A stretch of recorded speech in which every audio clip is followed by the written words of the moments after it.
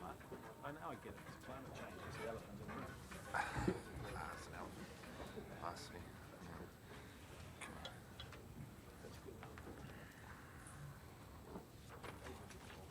Environmental aspects of trade. Kia ora tātou. Welcome everyone this afternoon for this public meeting on New Zealand's trade policy strategy refresh. This is the third such meeting we've had this month after meetings in Wellington and Auckland. I want to thank everyone for making the time this afternoon here in Christchurch. I also want to thank Honourable Todd McClay, Minister of Trade, for joining us this afternoon, as well as David Walker, the Deputy Secretary for the Trade and Economic Group at the Ministry of Foreign Affairs and Trade.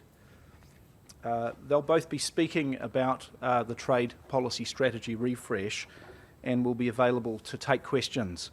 So I'll talk about the format for this afternoon shortly. First, just a few housekeeping matters. The toilets are located just off the foyer. If you go out the doors here and to the right, you'll see a sign. There's also toilets down in the main hotel lobby. In case of fire evacuation procedures and the fire alarm goes off, please evacuate the building in a calm and orderly manner. You can take the stairs downstairs. Please don't use the lifts, and staff will be on the floor to assist you.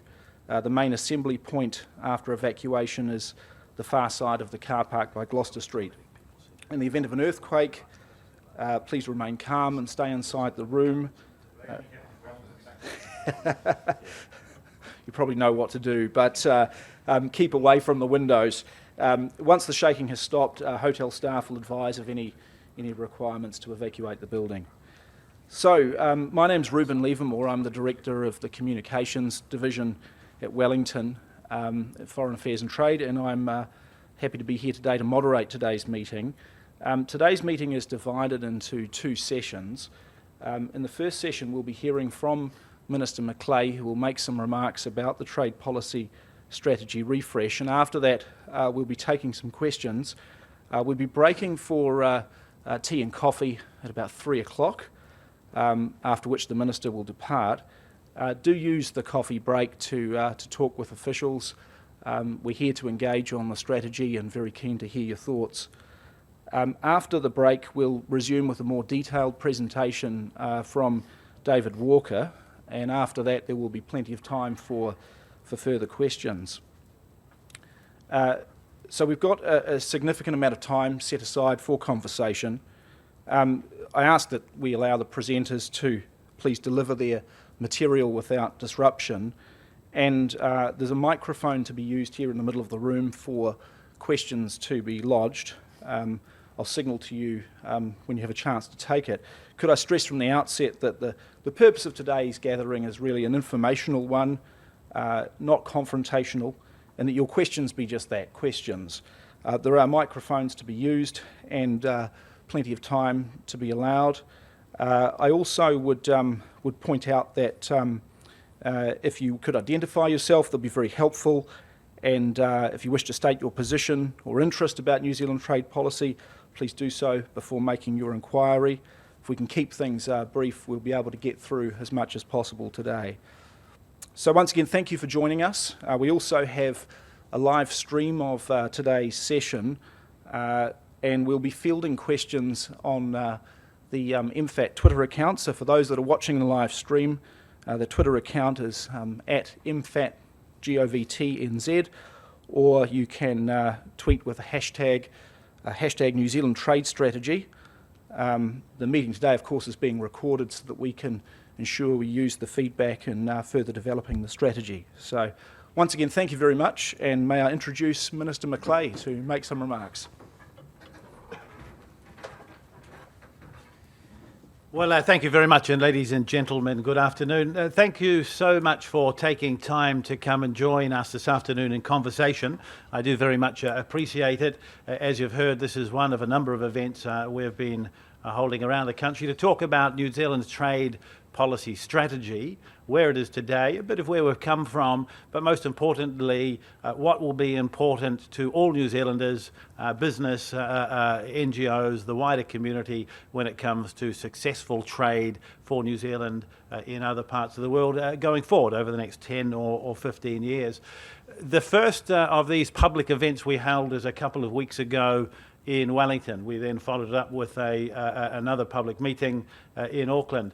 At the first one, I read a speech that we'd put a lot of time and effort into, and if you agree, I propose not to read that today. It was live streamed, it's available on the internet, but we've published it as well. And so your time is probably better used, if you agree, in finding that and reading if you want to look at a bit more of the detail. Today, though, it's very much about a conversation.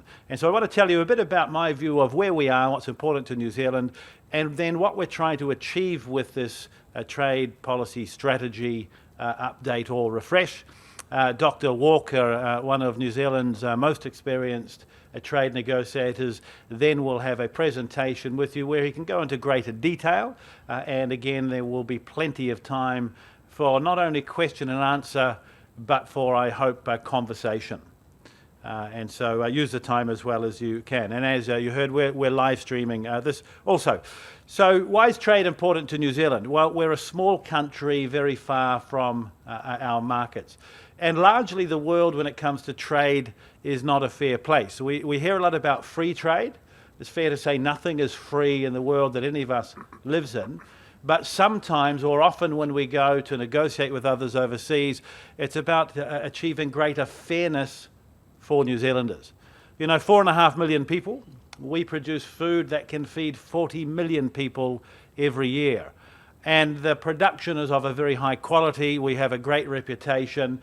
These are products that people all over the world want and demand and deserve to have access to. But the challenge we have is, the tyranny of distance, but more than that, in many of the areas that we are so very productive, these are some of the commodities and high-value goods that are traded much less and very heavily protected. So for more than 20 years, New Zealand negotiators have gone out to the rest of the world to negotiate high-quality trade agreements that give New Zealanders better access to overseas markets. But actually, in my view, the achievement is fairer access to markets for New Zealanders overseas, so that New Zealanders' hard work can be experienced, can be enjoyed by people elsewhere. So, as I said, we produce much more than we need. Exports 95% of our dairy, 90% of sheep meat. This year, the wine industry will export a whopping $1.5 billion worth of wine. It's greatest year for exports ever.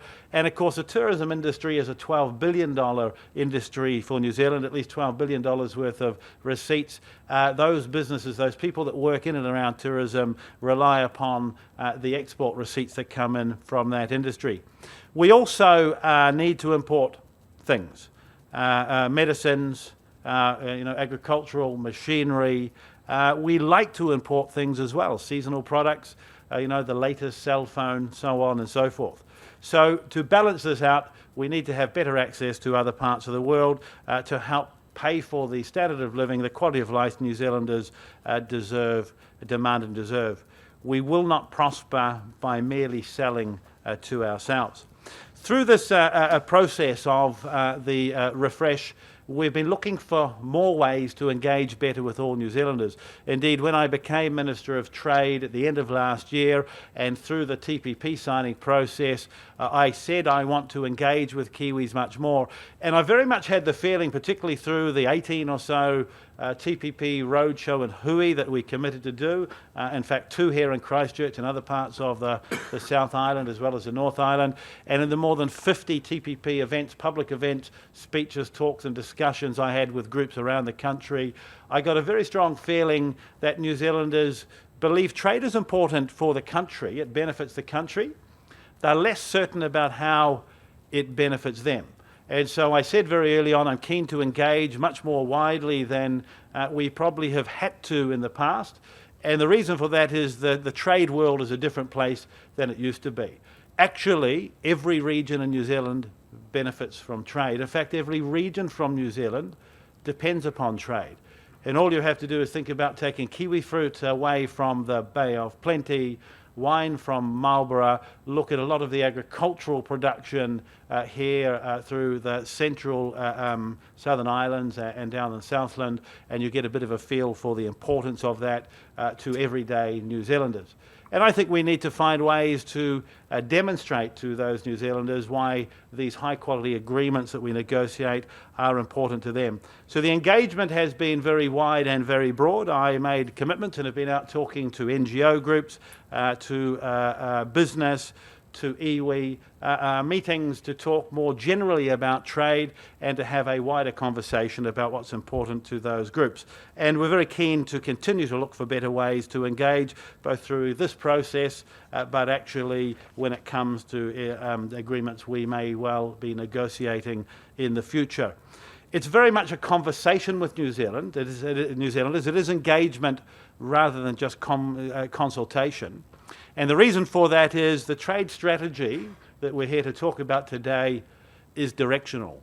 It's about setting the broad direction that we want to move in the future. It's not actually about the detail of what is to be negotiated.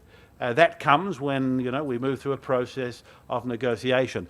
The direction that we would like to take New Zealand in when it comes to our engagement and involvement around trade policy with the rest of the world over the next 10 or 15 years, a bit of starting a conversation about where some of the priorities may be. 15 or 20 years ago, there were many people that were saying Asia would be important to New Zealand in 10 or 15 years' time. Many people didn't agree with them, and we see, the size of the Asian economies on our doorsteps and the real opportunities that can deliver for New Zealanders today. So, what other parts of the world will be important to us in the future? The strategy refresh needs to be very broad-based, create opportunities and increase international connections for businesses and for New Zealanders, and I'll come to that a little bit in a moment. And this is to very much contribute to the government's goal of lifting our exports to 40% of GDP by 2025. At the same time, we want to continue to negotiate agreements that protect the government's right to pass laws and regulate for legitimate public policy purposes. That's certainly something that's come up in many of the conversations that we've been having. For me, I think the WTO is extremely important to New Zealand and will remain so. It is the only place where we get to negotiate and agree significant lots of fairness when it comes to agriculture, and particularly domestic support and protection of agriculture in some of the markets that we compete against or want to sell into. And WTO can still surprise us. Whilst I'm not sure anybody would accuse it of moving as quickly as it might, actually for a country like New Zealand, it's extremely important we not only retain the capacity that we currently have there, but we look for ways to build upon that capacity in the future. And one of the first meetings I was able to attend as a Trade Minister was the WTO Ministerial in Nairobi at the end of last year, where after waiting for maybe 15 years, New Zealand other countries was finally able to agree to achieve the removal of export subsidies on agriculture from around the world. Important for us when it comes to being able to compete fairly, but also very important when it comes to the distortionary effect that sort of protection can have, both upon production but also upon competition in these various markets. Setting rules, trade rules globally is important for New Zealand companies who are trading globally. And I do think the WTO can achieve reforms and ongoing reforms in agricultural subsidies. In fact, I think we're on record is saying that it must. It has been difficult, but it can surprise us, and we need to continue to focus on the WTO and build our capacity there. So as far as our trade policy strategy is concerned, there are 4 broad shifts that I think we need to consider. And David will go into this in much greater detail with you later on. The first is achieving a balance between new negotiations and making the most of the agreements that we currently have. So at the moment, about 50% of our goods exports, and I'll just talk about goods exports for a moment, 50% of our goods exports are covered by free trade agreements. With TPP, as we look for that over the next year and a half for it to enter into force, we'll add from memory another 20%. We're looking to launch an FTA negotiation with the European Union next year. And as a result of Brexit, sometime in the near future, when the United Kingdom is able to do so, we would look to negotiate a deal with the UK.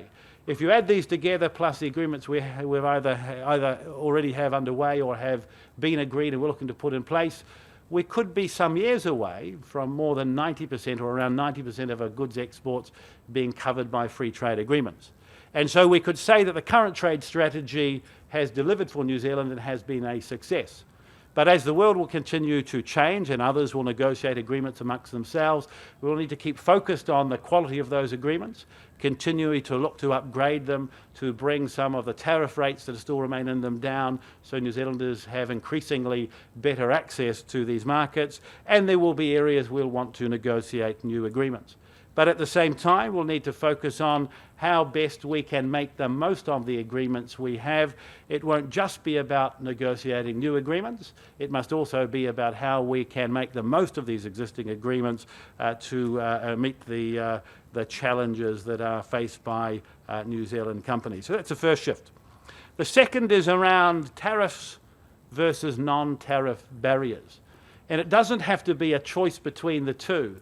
But certainly we hear very broadly from business and industry that whilst there are still many excessively high tariff rates that concern them, non-tariff barriers and non-tariff measures increasingly are having a detrimental impact upon their business when it comes to trading with other parts of the world. And this will be for a number of reasons, including as we've been successful in reducing tariff rates, as access has become better to markets of the world, these barriers that may well always have been there actually become more apparent to us when we can trade into a market. So I think we will see over time a shift from not only dealing with tariffs to putting greater effort and emphasis into non-tariff barriers and finding better ways for New Zealand and therefore value to the trees that we grow here so very well. I think TPP is a great example of how trade agreements can assist a domestic industry. So, generally, and I come from Rotorua, so we grow trees as much there as you do down here, I suppose.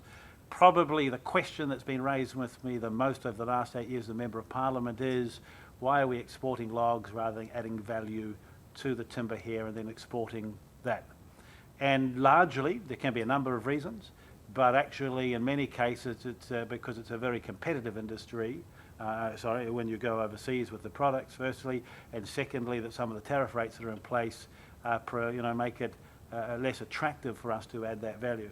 So the great thing about TPP is that when fully enforced, processed timber to any degree you want it to be, whether it be particle board, whether it be laminated, whether it be sawn timber, whether it be a table like this, will be treated the same in every other market as that log is, and they will have a zero tariff rate against them. And our industry in New Zealand, the forestry industry, is sustainable compared to some others I read. It would be great for us to be able to add more value to those trees here, as well as, there will always be the requirement for exporting logs. Once we can do that, one of the very big chapters in TPP also assists the forestry industry in New Zealand. There's a whole chapter on non-tariff measures or non-tariff barriers. Doesn't say that we just have to accept what anybody else is doing, but it's an absolute commitment of the 12 countries to look for ways to remove unnecessary barriers so countries, businesses can trade more easily with each other. And I actually think for the New Zealand forest industry, as well as the tariffs, the non-tariff barriers actually is an area that, that we will need to continue to work very closely with you. There was a report from the sector a while ago raising the challenge of non-tariff barriers and looking towards China. And whilst I've met with them a couple of times, as officials have, to start working through that, to look at a list of what's a priority in there and what we can work with, a number of the things raised with industry actually aren't tariff barriers. And in some cases, the products that they said we couldn't sell in China, we can't sell in New Zealand either. So it's just a matter of both sides investing time and resource to look at what can be achieved and how it can be achieved. But I think the answer is to continue to look to reduce those tariffs and at the same time working through tariff barriers. That will give the greatest degree of certainty of fairness to New Zealand forestry industry and will help to attract the investment we need in the industry around wood processing.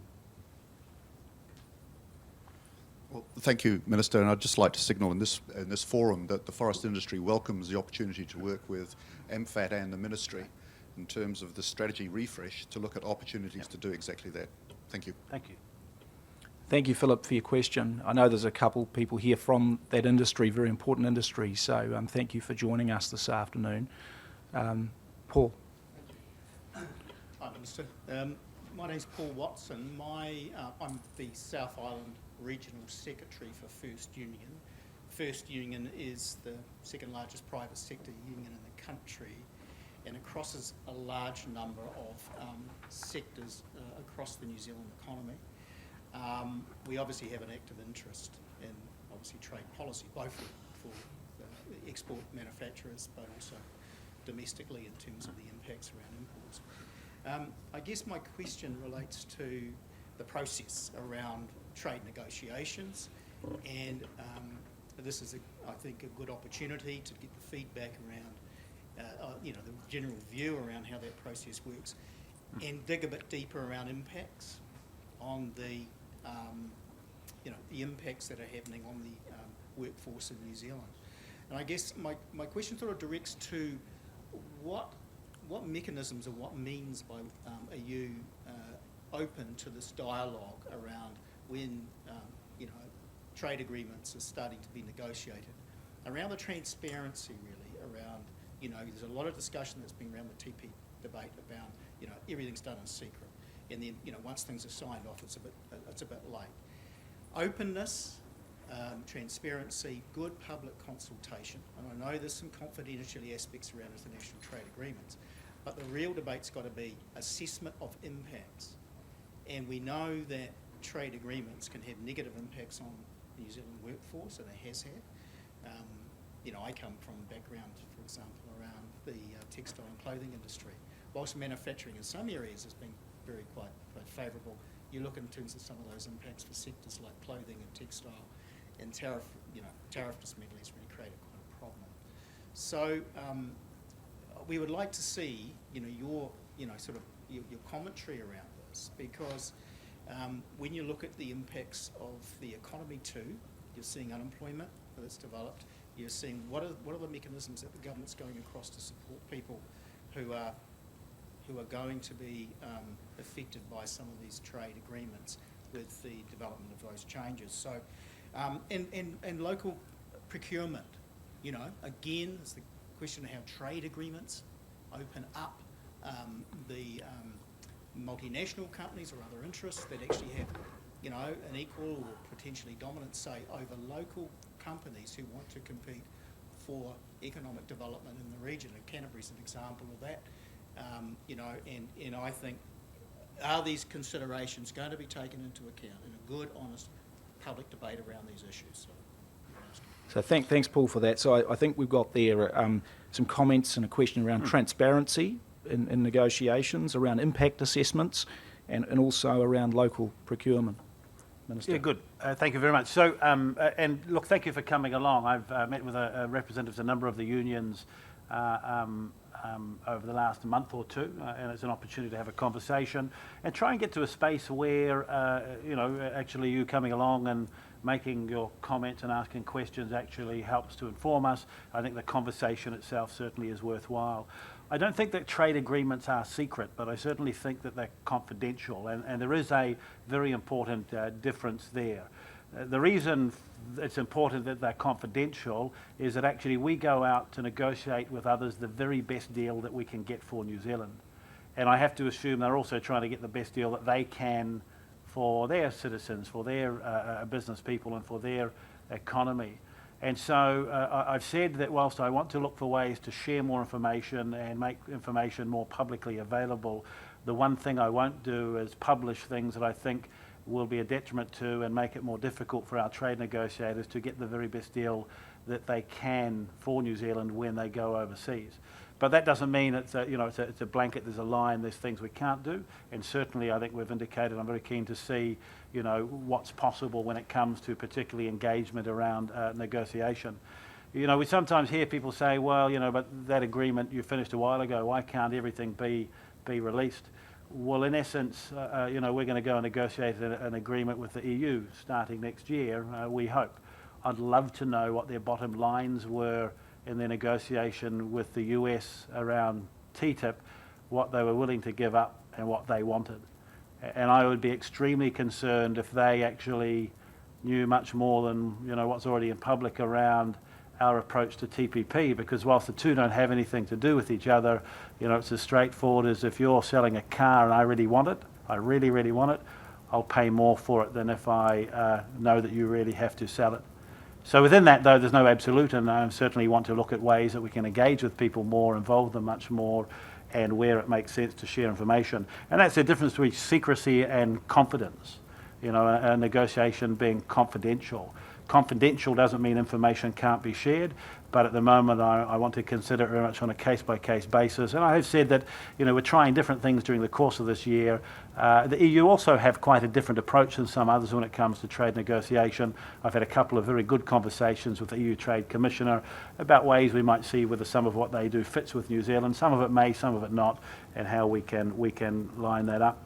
And then just around, I suppose, in a way, if we can do some of that, some of the concerns that you've raised around, the impact of agreements may have on business and industry, we're getting to get to deal with that sort of as we go through it. I'll leave it to David maybe to go into a bit more detail around some of the processes and, how assessments are made and so on.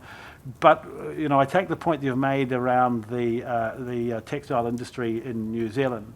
But largely what we sometimes forget is when we do a trade agreement, which means that an industry in New Zealand that traditionally or previously has had some degree of protection, when it has less protection, there are other opportunities that spring up elsewhere in the economy. So one of the bigger challenges I think we face as a country is how we continue to invest enough in education and in our young people so they are qualified and skilled to take advantages not of the opportunities that trade agreements present today, but the ones that will continue to be presented, and that's very much in that services industry, I believe. Around procurement, look, again, David can go into that in a bit more detail a little bit later on. It is a challenge, I suppose, and I know you're not saying this, but what I do often hear is we should be able to do everything ourselves here and only buy New Zealand made, but everyone else overseas has to let us do everything we want over there and sell too. So there's always going to be a balance in this, but the conversation that we're starting here helps inform us as we move forward. Thank you, Minister. I think we've got time for at least one more question. Sir.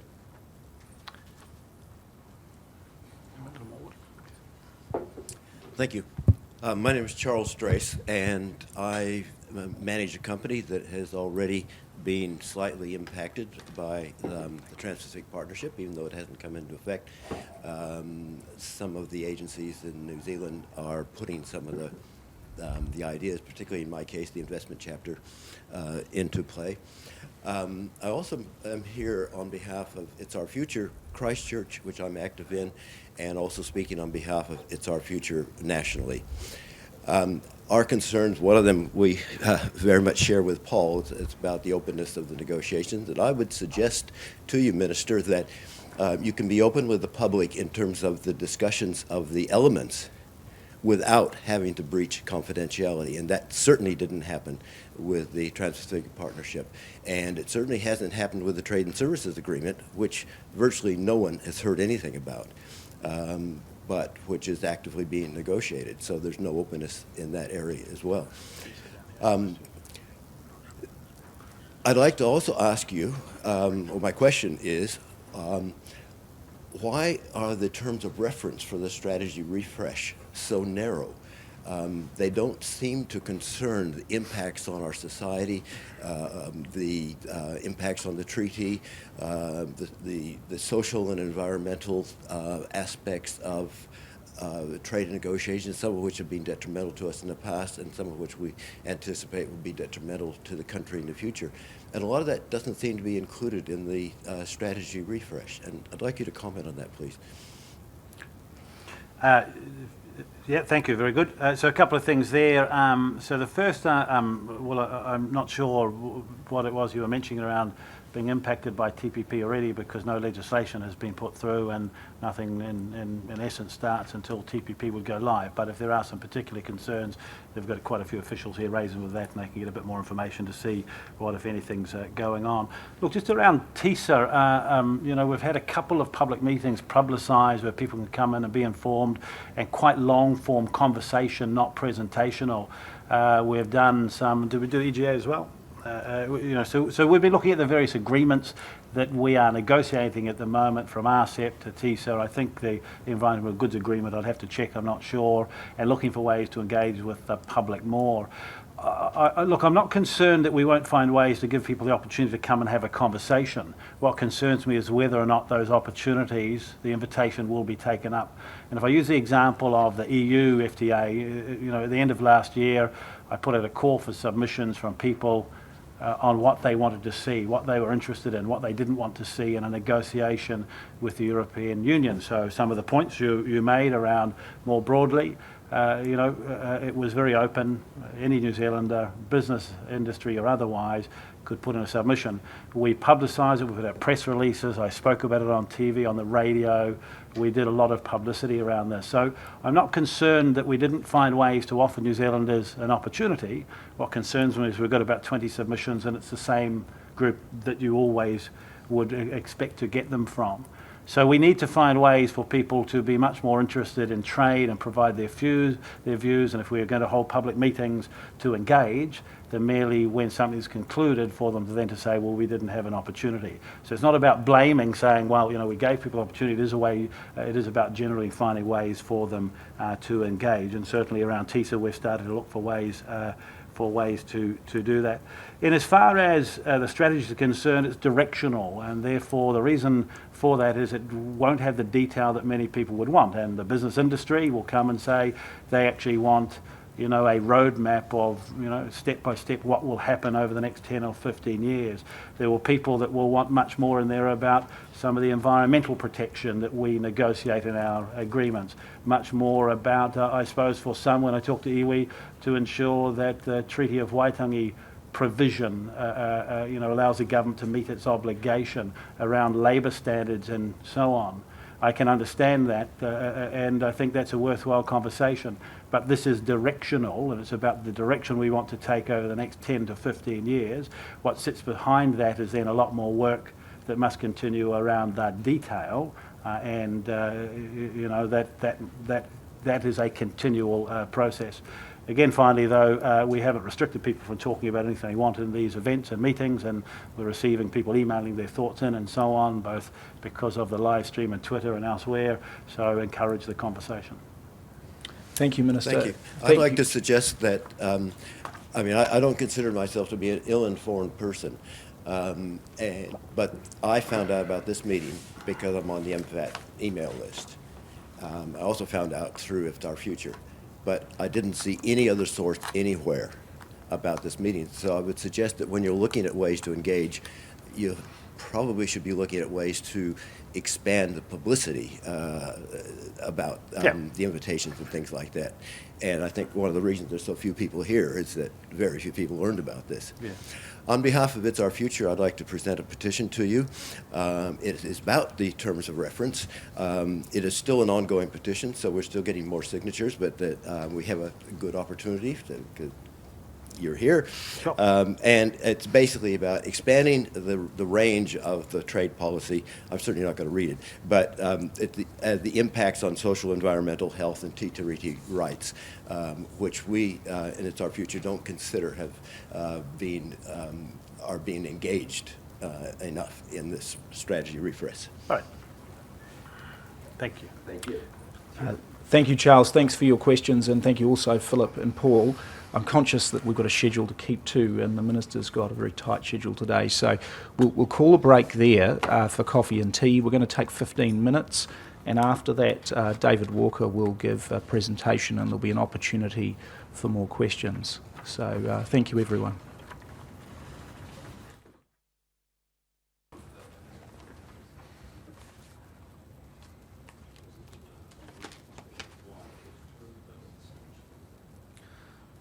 Okay, welcome back, everyone.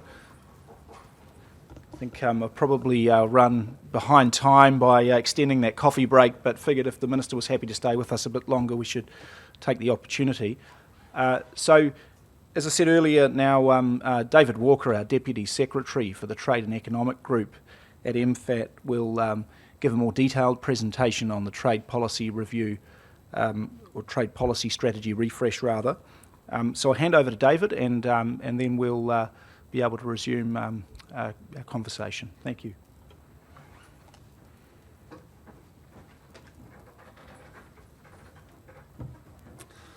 Thank you, Ruben. Kia ora tātou. Good afternoon, everybody. It's good to be here with you this afternoon to have this meeting and discussion about the trade policy strategy refresh.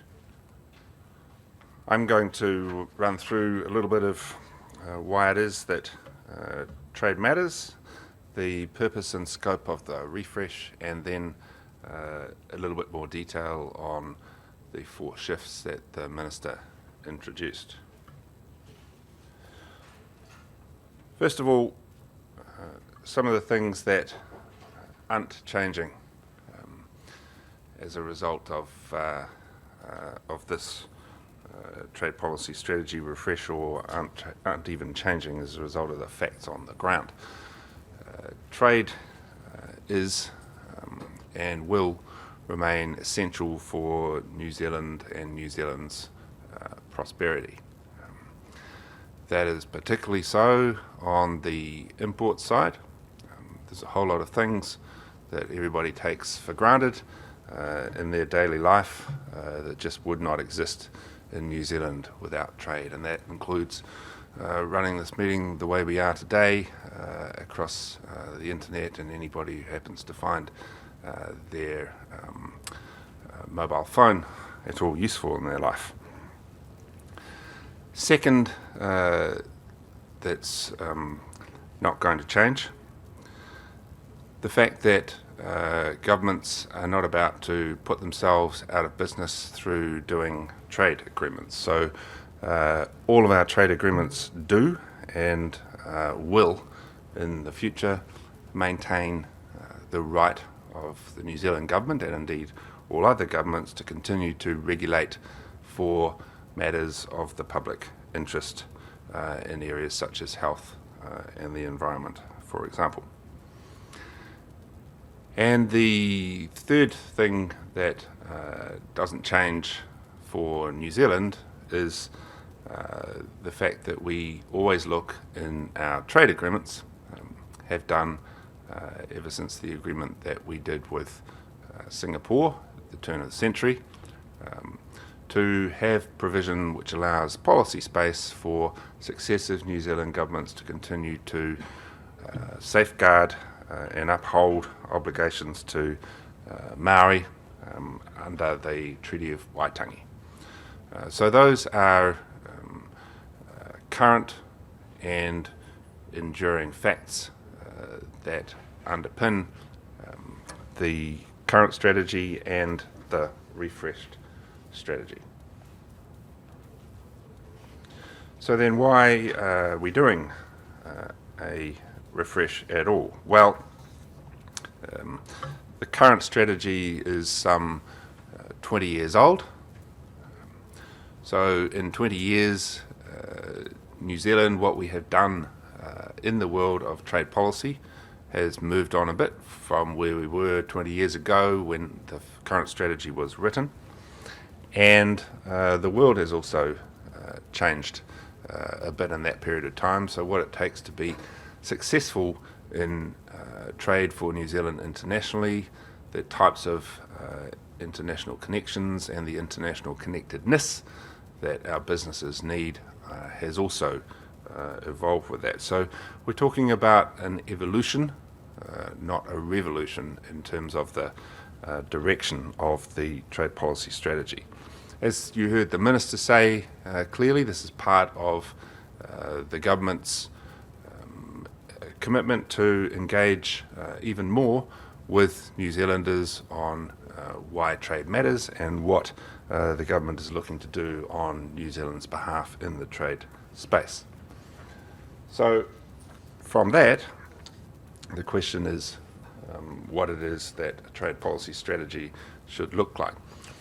This is an overall articulation of the purpose of a trade policy strategy, and as you see, it's basically around creating international opportunities for New Zealand's business, New Zealand's exporters and investors, in order that New Zealanders can enjoy greater living standards and greater prosperity into the future.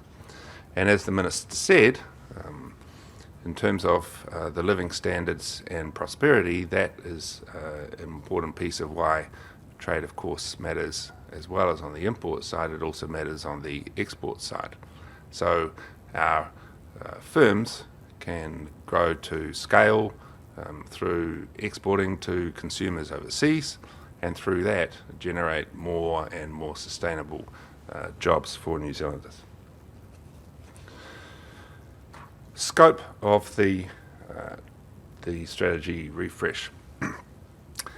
The current strategy has 4 tracks. You can see them specified there, the unilateral, bilateral, regional and multilateral. So looking at what has happened under each of those tracks, and also looking at what has happened in relevant trends, both international and domestic, and given the changes in that, what then presents itself as a direction for the strategy going forward. Looking first at the 4 tracks. Unilateral track, that is what we do ourselves for our own purposes. So it's domestic policy reform. It can be undertaken on the basis of homegrown policy that New Zealand has decided is good for New Zealand, and we've worked that out all by ourselves. Or it can be on the basis of what we have seen internationally somewhere in one of the policy-making forums that we engage in. We've decided that that's a good benchmark, so we'll apply that here on the ground in New Zealand. The key thing is that it is autonomous. We do it ourselves. We're not waiting for any other partner to put it in practice in order to put it in practice here in New Zealand. The second track, the bilateral track, that is what we do with another partner internationally. It can be a single country. It can be a group of countries such as the European Union that act together in the international space. And then there's also the regional track where you're doing things with a number of countries jointly from a defined region in the world. Just looking at what we've done under either those bilateral or regional tracks in terms of the FTAs that we have in place and going forward. The first FTA that we did was, of course, our Closer Economic Relations Agreement with Australia. Dates from 1983, so before the current strategy. And it was with, obviously, our closest, not just in geographical terms, economic partner. And that agreement has been and continues to be an enormously important piece of bedrock architecture for New Zealand in the trade and economic space. But when this current strategy, the 20-year-old strategy, was written, that was all that existed in the world in terms of the bilateral or regional trade architecture for New Zealand. So what has occurred under the current strategy? We did our first post-CER agreement with Singapore,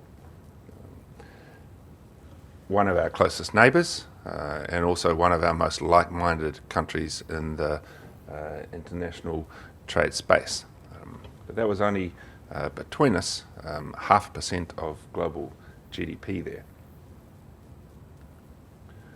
Following on from there, we were looking to engage with a number of the ASEAN countries, and the next agreement we concluded was with Thailand.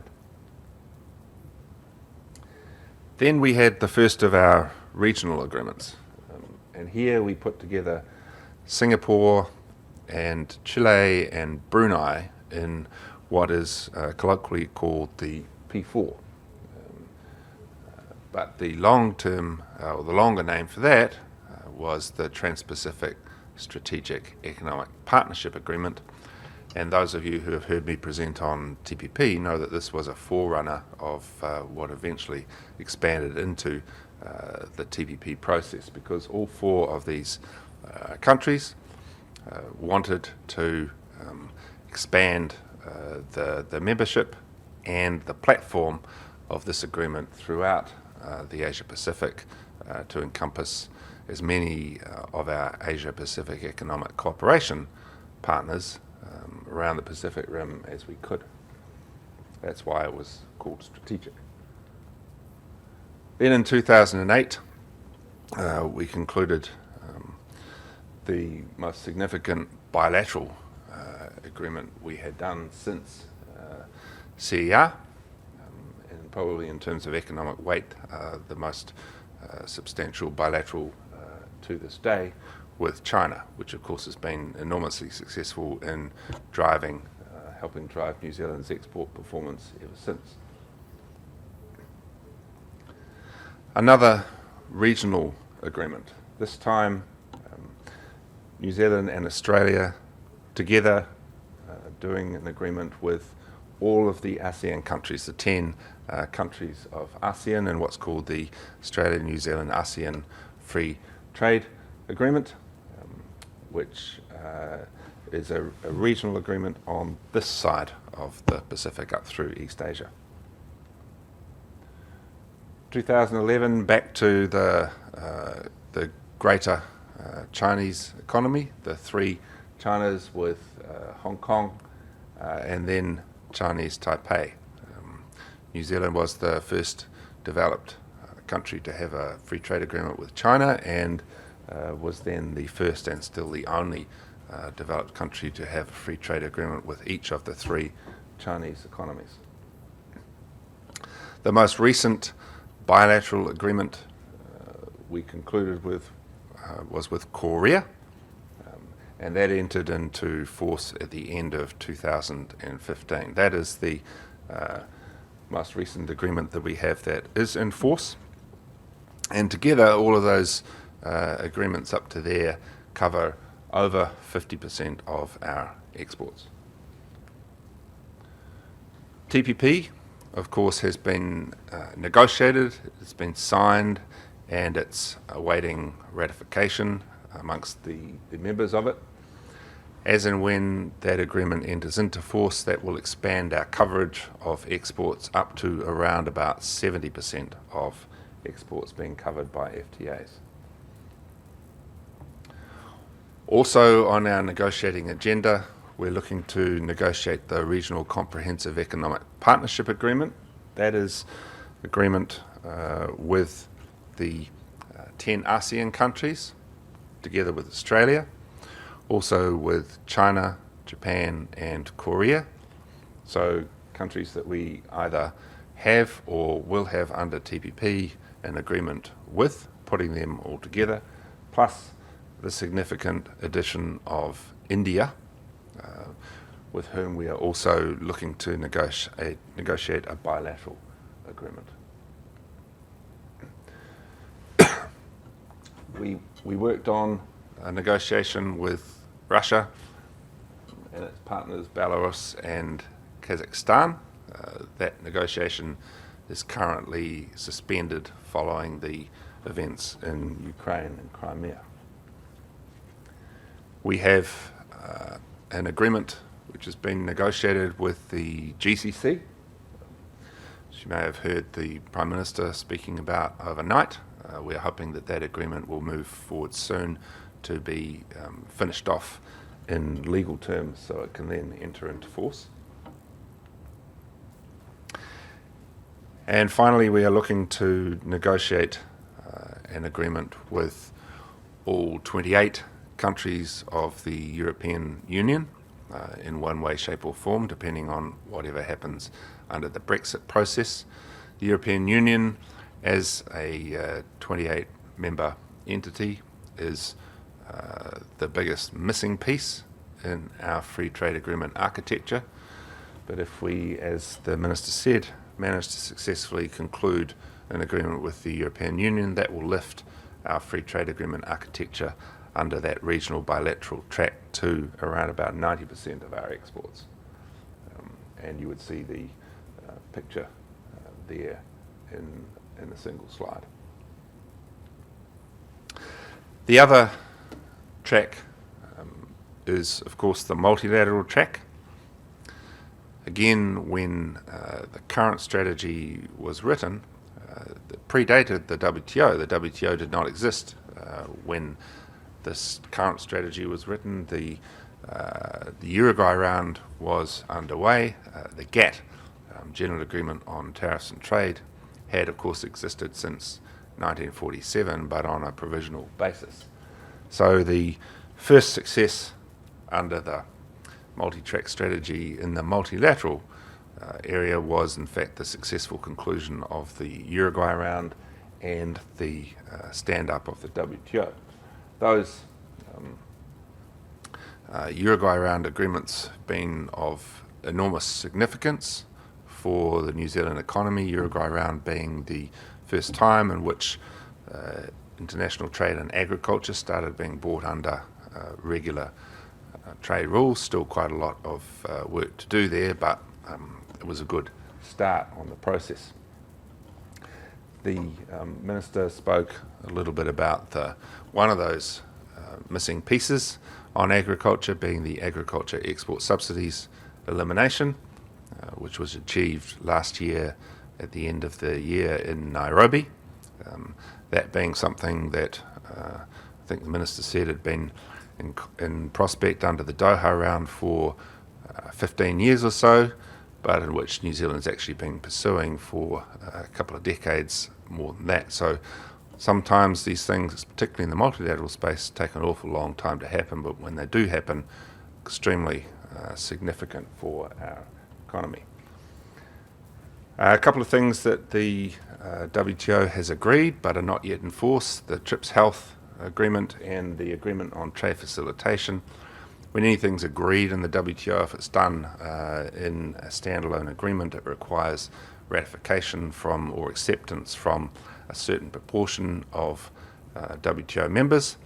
Both those agreements are getting there, but they're not quite there yet. The WTO and its associated processes remain, because of that importance that I've been talking about, they remain an enduring feature of New Zealand's trade policy. It is the only place where we can get global rules, and it's the only place where we can achieve some outcomes that are very, very important for us.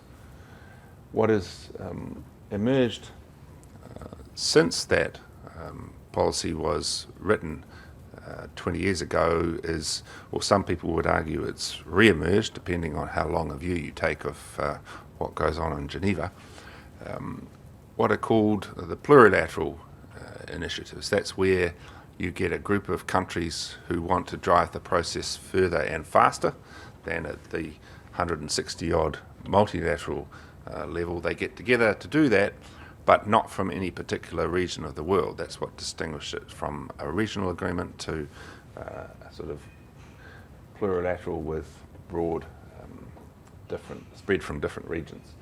There are some of those that New Zealand is part of that are already in force. The Government Procurement Agreement, which of course we joined recently, and two agreements on information technology, cutting tariffs on information technology equipment. The first of those has been around for quite a while. The second of those agreed and finished in and around Nairobi and just after that.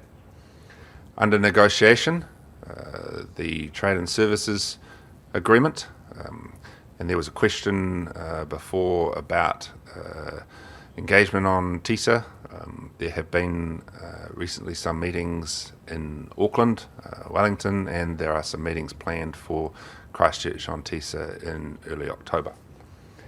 And we are also looking to, or participating in a negotiation on environmental goods agreement, which is about cutting tariffs on a range of environmental goods.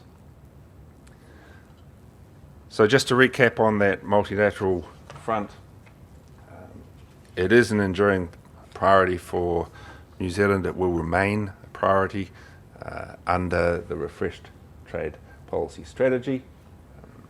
It's where we're looking to get rules which apply globally to all parts of the system that we supply to. It's where it's the only place that you can really get meaningful disciplines on agricultural subsidies, and having got export subsidy elimination, we're now looking to try to achieve further progress on domestic subsidies. It's one of the possible subjects for further progress as we head into the next WTO ministerial meeting at the end of 2017. And it also has a dispute settlement system with teeth that you can get redress if someone is not honouring the deal. You can get redress through that so that they will hopefully honour the deal as it was originally struck. We have gone to the WTO, I think, 8 times, and we have a 100% track record in winning the cases that we take to the WTO, at least so far. So that's what we have been doing in terms of building architecture, developing architecture under the various tracks of our current strategy, which is, as you can see, has been quite active and quite successful in building out the architecture and the rules for New Zealand exporters and investors. So what's actually happened during those 20 years in terms of the numbers? Well, this looks at the patterns of our exports, goods and services, combine the regional patterns to where they are going.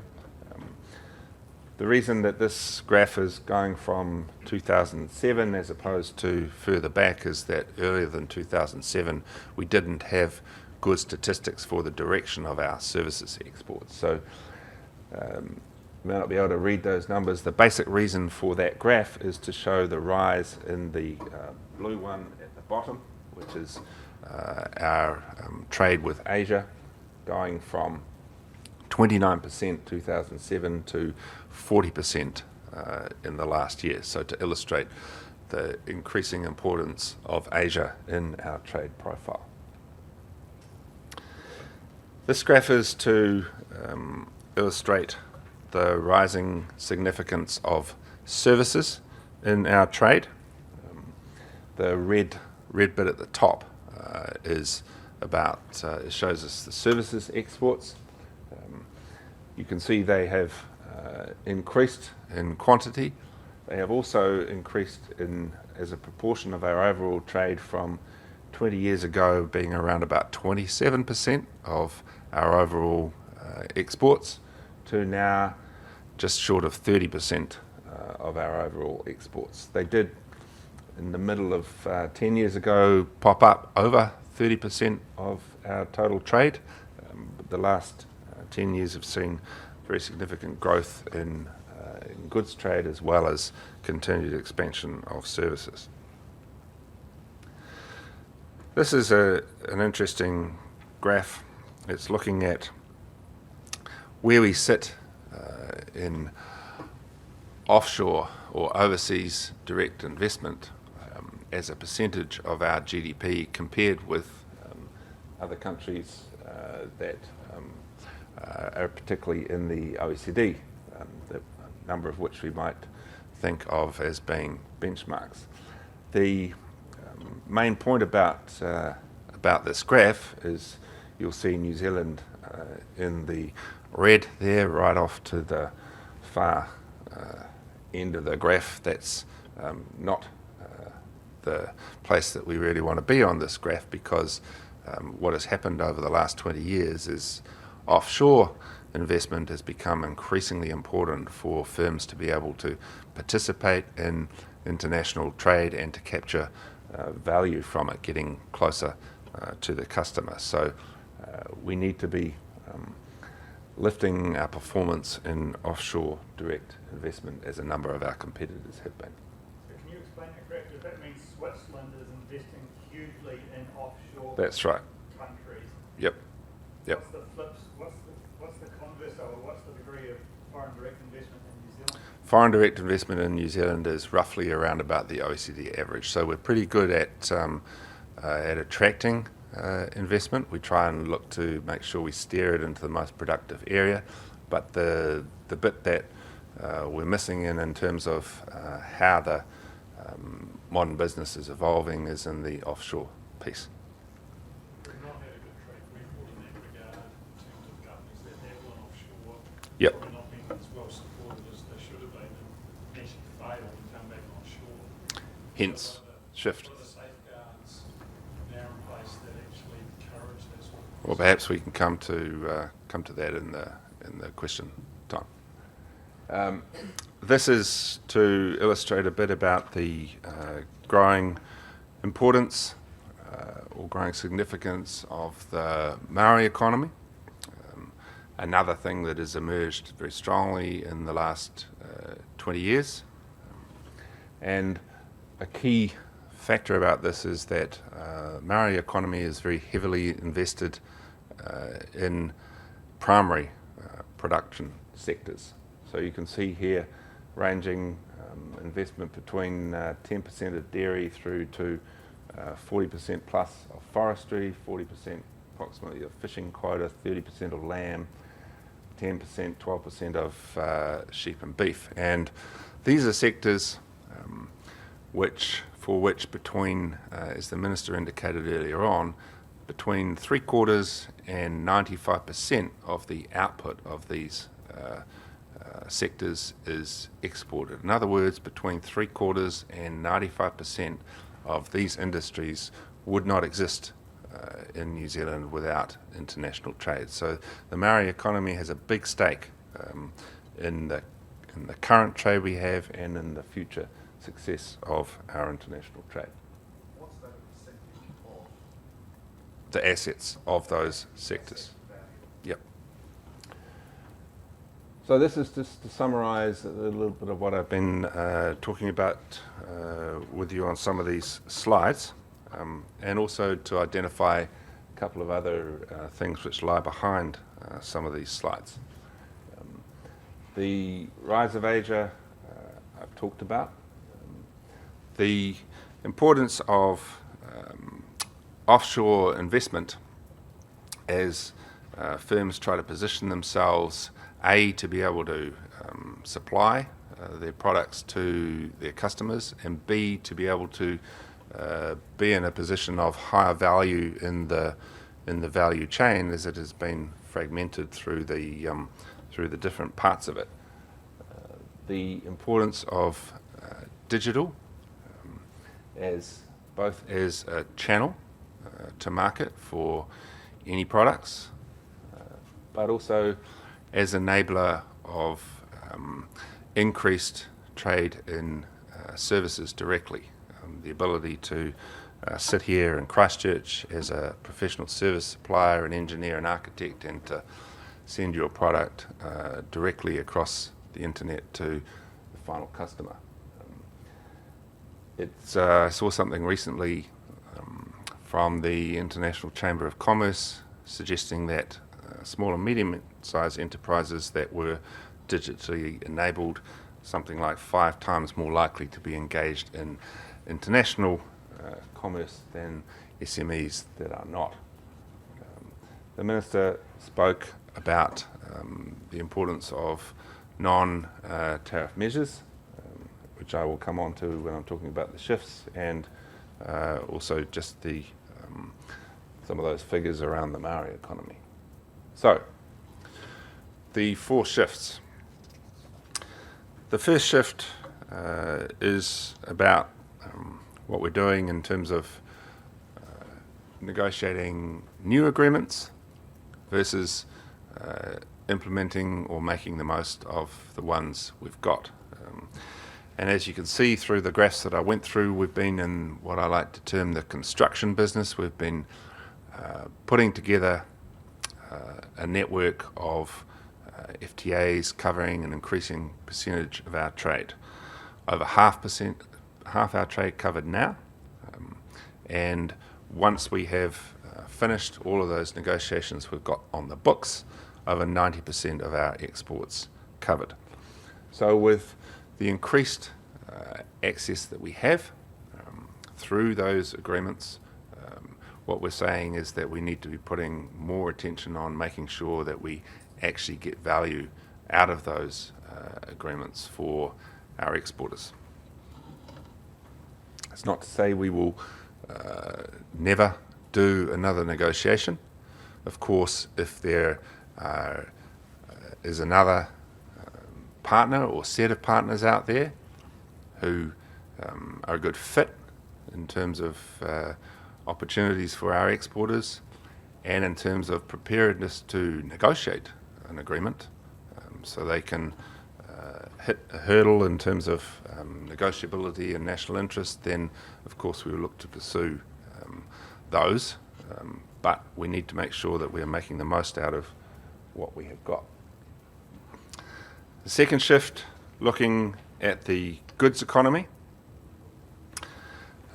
Tariffs, as the Minister was saying, we've made quite a lot of progress on getting tariffs down under our existing agreements.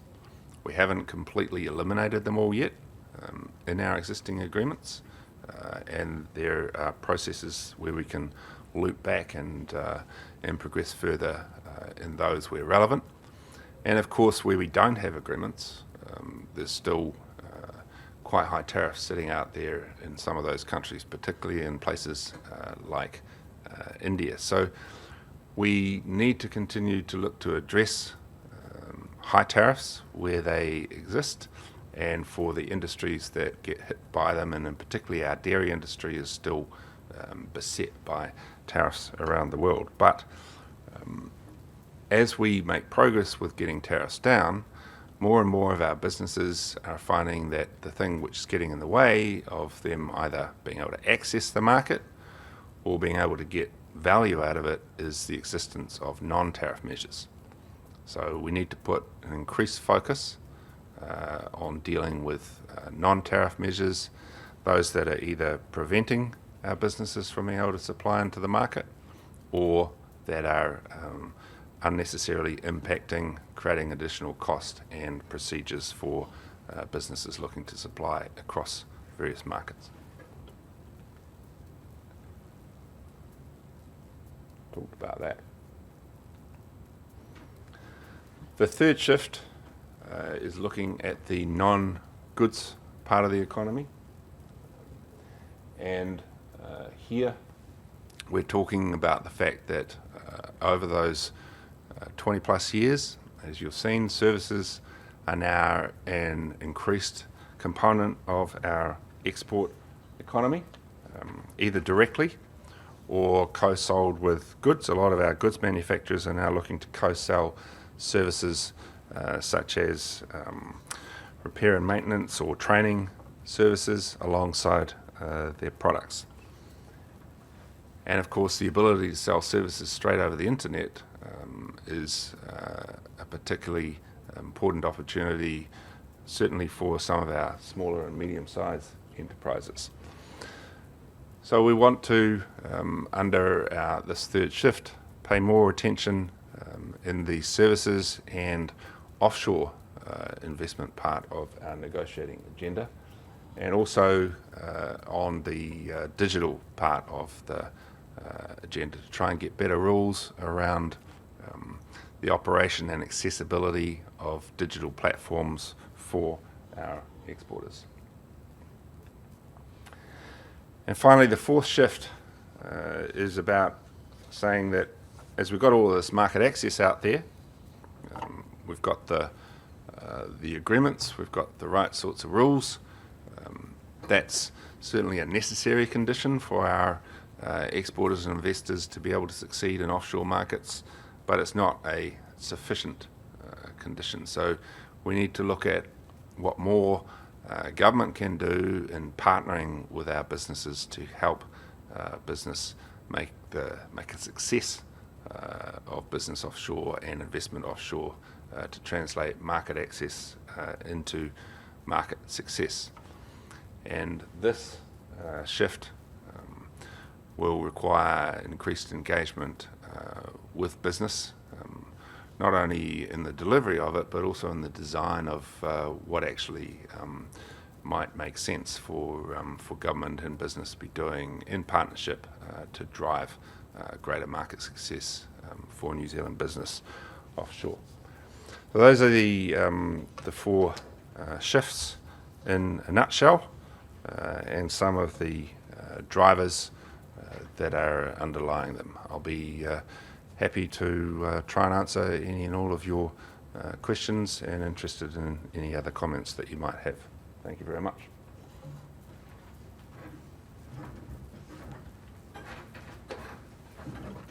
Well, thank you very much for that very thorough expert presentation, David.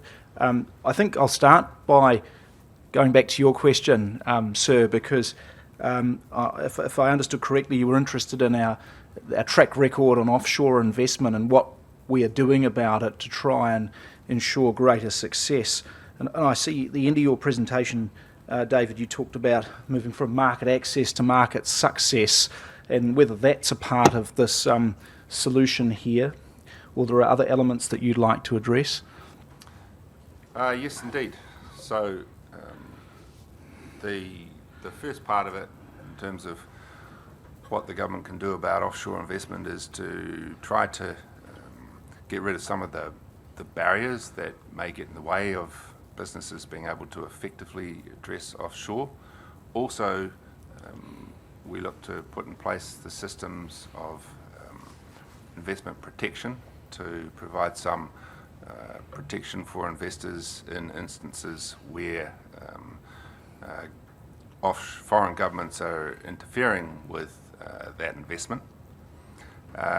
The point about can government do something to facilitate greater successfulness or success in businesses that do actually go and invest offshore? Well, that indeed is one of the things that we'll be wanting to look at as part of that fourth shift. What more can be done? We already have a certain amount of advice and assistance offered through our offshore networks, both ourselves, New Zealand Trade and Enterprise. Can we do more in that area? One of the points that came out of some of the earlier discussions that we've had around this strategy refresh was, can we do more in terms of harvesting some of the lessons from businesses who've actually been out there? What have they found works that can be shared with other businesses looking to get into that situation? What have they found doesn't work, therefore might be helpful for other businesses to be able to avoid? So can we get a bit more of learning, harvesting some of the learnings, and being able to communicate that information to other businesses who are looking to go in there? Did you want to comment any further on that issue? Yes, and by the way, I'm Colin Madu from Chartered Accountants Australia, New Zealand, so we're the executive body for the accountants in New Zealand and Australia. So I'm really here in an observational role and passing on, obviously, some of the commentary from today's back to our membership, but all obviously involved with industry across New Zealand and Australia. And I suppose we're a pretty risk-averse country. We tend to heed the lessons learned, and some of those cut quite deeply with particularly the manufacturing sector who have gone offshore unsuccessfully. Some have looked at the whole collaboration piece and actually looked at the JV opportunities, which gives them probably more, takes away some of that risk. And we, as an organisation, are looking at those sort of alliance type networks to open up those global markets. So what's your view then on great collaboration between countries and particularly organisations where rather than reinvent the wheel, you leverage off those opportunities in those local markets and help form those sorts of partnerships? Well, I think absolutely the less reinventing of the wheel and the more that you can leverage off what's already there, the better. Obviously, in terms of what people do together in commercial collaboration, that depends on the setup of any particular deal and what they think is going to provide most value to them. But in terms of some of the things that we in NZTE have tried to do over time, it is to try and present a little bit of a how-to guide, and certainly that's part of it. But of course, the most important thing, if you're looking to do that, is pick your partner carefully. Thanks, Colin. Very, very important issue for us. So just first, I think Charles has asked, had his hand up earlier, so we'll move to you in a moment. Please, Charles.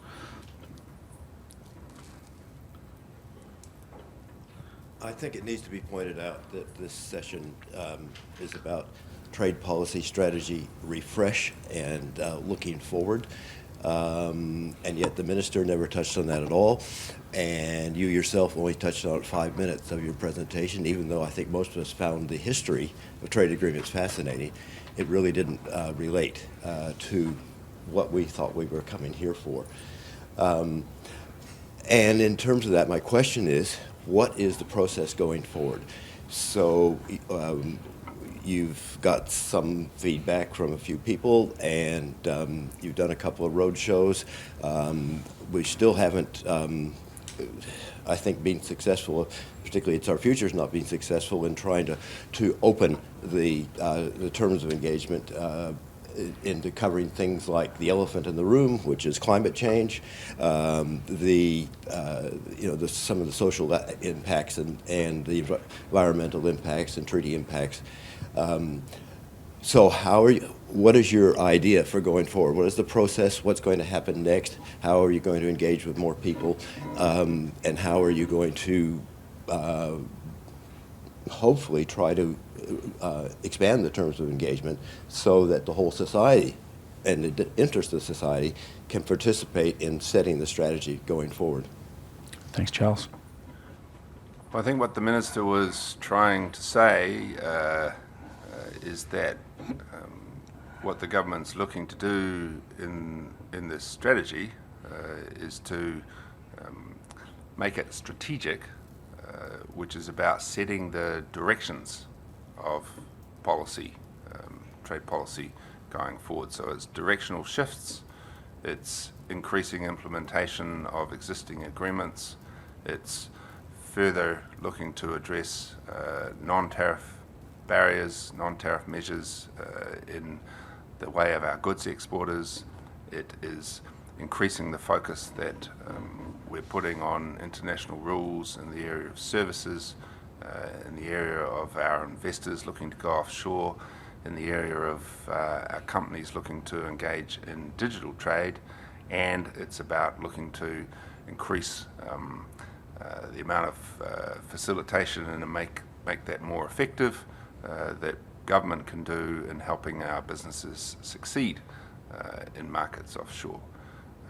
In terms of what is actually done on the day-to-day implementation of that, what the government is not looking to do is to spell out everything that they will do in policy terms throughout the 10 to 15 year envisaged period of this directional shift. That is about ongoing implementation of trade policy, and that is where the minister was saying there will be continued engagement with New Zealanders, with New Zealand business, with New Zealand civil society, with Maori interests, with other stakeholders to determine what actual policy measures the government will be looking to engage in pursuant to this strategy. But You may think that you've had no impact, no voice in terms of the way governments look to engage in concluding trade agreements. Well, the point about social concerns is an extremely important input into the way these agreements are shaped up and the way that they are looked to be actually designed and then implemented. So, as I was saying right up front, the government continues to ensure that in these agreements it retains policy space to deliver to obligations pursuant to the Treaty of Waitangi on an ongoing dynamic basis. It continues to ensure that it is able to regulate for legitimate public policy purposes in the public interest in a whole lot of areas in the specific policy space set out in these agreements, either in the general architecture of the agreement or in the specific reservations we take to how we make commitments in these agreements. So the voice of civil society, of concerned stakeholders is absolutely taken into account as these agreements are shaped up and negotiated, is now and will be on an ongoing basis going forward. What the Minister is saying is he wants to make sure that that engagement is seen to be taking place so that people are able to be sure that their voice has been heard and that their concerns, the government's looking to act on their concerns to the best ability it can. Sir. Obviously, we're very interested in this. We have a deep interest in, I guess, the trade flows, both imports and exports of both goods and services, speaking our own business and facilitating those flows. And I guess we're very supportive of that move from market access to market success. We think it's a good shift. What I'm interested in is to pick up on Colin's point about collaboration, but perhaps bring it closer to home and talk about the degree of collaboration across the government when you come to measuring that market success, because of a range of other ministries and departments who will have a big role to play to be successful. So I'm curious how that will impact on policy settings and steps taken by others. Well, you're right. There are a range of government agencies who are involved in this space, and they're involved in the delivery of our trade policy, and they're also involved in the refresh of the strategy. So this strategy is being put together under the umbrella of the business growth agenda, government's business growth agenda. As you know, there are a number of pillars there. The particular one of relevance here is the export markets pillar. As the Minister said, has that overarching objective of lifting the trade intensity of New Zealand economy through that export figure. But what it does mean is you've got a whole range of government agencies who are involved in the design and delivery of these policies. There's obviously us, there's NZTE, as I was saying about on the market success side, but then you've got a number of various policy agencies, primary industries, transport, health, environment. All of those agencies are definitely involved in the discussion and will continue to be so. Collaboration is very important in terms of the ability to address non-tariff measures. Often that requires a number of different agencies in government to bring particular expertise to bear and how those are being addressed. And the same I would envisage in terms of the market success shift. The market success shift, again, it's directional, It's not an intention to try and say on day one, what is market success going to look like and what do you have to do to achieve it. It's about getting that discussion more energised and more engaged. And Michael, thinking about your business at Christchurch Airport, I mean, I know that posts offshore do a lot of collaboration together to try and help attract more tourism and more flights to New Zealand. So that might be NZTE, tourism education, MFAT working together. So I'm sure that you'll be well received. Yeah, MB is another key agency in this space, of course. Yeah, Philip, please. Just picking up on Colin's point, also recognising the development of climate change. My company is unashamedly an export company that relies on barriers to growth and trade. But I think it's critically important that we recognise the increasing role of the environment and community in terms of international trade. And so I'd like to understand to what extent that's being factored into your strategy refresh. I'm right on board with that. I think it's absolutely critical that we bring up meetings with this business. If we look back and we reflect on change over the last 30 years, I say to you, we haven't seen anything yet in terms of change we will see over the next 30 years. And a critical part of our success as a business is also founded on social and environmental impacts. So I think we need to be very careful that we don't lose sight of those really important aspects of our community and our environment in the strategy. Absolutely, and there's a couple of things on that. That's one of the reasons why I'm trying to say right up front that trade policy and trade agreements is not about writing the rules of everything that we are going to do as a country and a society. It's quite deliberately about looking to write the rules to get a more open and more level playing field for our business people who are engaging trade, our exporters, our investors. But governments are going to continue to want to be in the business of being governments for all sort of societal objectives, health and safety, environment, you name it. So these agreements always look to provide policy space for governments to continue to do that. Now, they also have moved to address over time some of other policy areas which are seen to be particularly connected to trade, and environment is one of those. So for a number of years now, trade agreements have tended to have provisions on trade and environment. And we have been doing that.